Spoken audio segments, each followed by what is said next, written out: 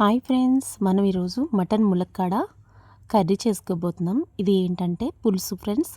Mutton ములక్కాడ పులుసు చేసుకుంటున్నాం. మటన్ చూసారా ఎంత పర్ఫెక్ట్గా ఉడికిందో.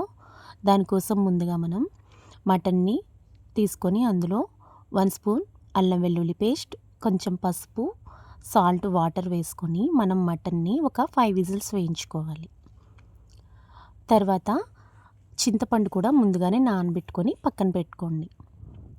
అలాగే ఇంకో వెడల్పుది కుక్కర్ తీసుకున్నాను నేను.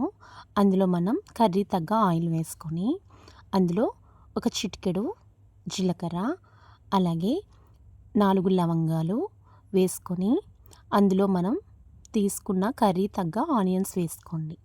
తర్వాత ఒక 5 పచ్చిమిర్చి కోసుకొని కొంచెం కరివేపాకు, తగినంత సాల్ట్, కొంచెం పసుపు వేసుకొని మనం చక్కగా మొత్తం కూడా ఫ్రై చేసుకోవాలి. ఆనియన్స్ మొత్తం కూడా ఫ్రై అయ్యేలాగా ఫ్రై చేసుకోండి. దీంట్లోకి ఒక టమాటా, ఒక ఉల్లిపాయ, అలాగే చిన్న సైజు అల్లం ముక్క, వెల్లుల్లిపాయలు ఒక 4 రెబ్బలు వేసుకోండి.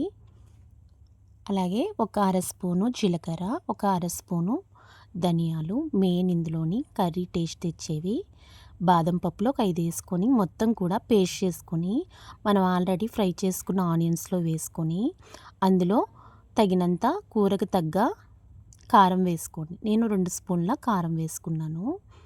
దగ్గరికి మొత్తం మసాలా అంతా మనం వేసిన దగ్గరికి అయిన తర్వాత ములక్కాడలు కోసుకొని అవి కూడా వేసుకోవాలి.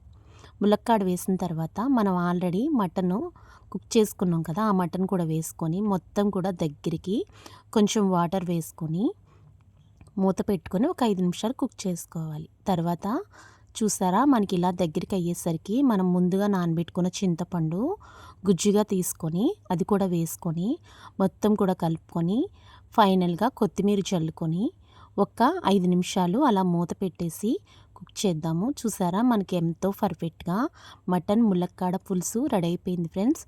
ఇది చాలా బాగుంటుంది. ఈ కర్రీ ఒక్కసారైనా ఈ విధంగా ట్రై చేయండి. మళ్ళీ మళ్ళీ చేసుకొని తింటూనే ఉంటారు, అంత పర్ఫెక్ట్గా ఉంటుంది. మా అబ్బాయి ఇప్పుడు టేస్ట్ చేసి చెప్తాడు ఇది ఎలా ఉందో చూడండి. సూపర్ ఉంది మమ్మీ. ఈ వీడియో కానీ నచ్చితే లైక్ చేసి సబ్స్క్రైబ్ చేసుకోండి ఫ్రెండ్స్. బాయ్. ఓకే ఫ్రెండ్స్, మీరు చేసిన సపోర్ట్ వల్ల నేను మరికొన్ని వీడియోలు చేస్తాను. సబ్స్క్రైబ్ చేసుకోండి ఫ్రెండ్స్.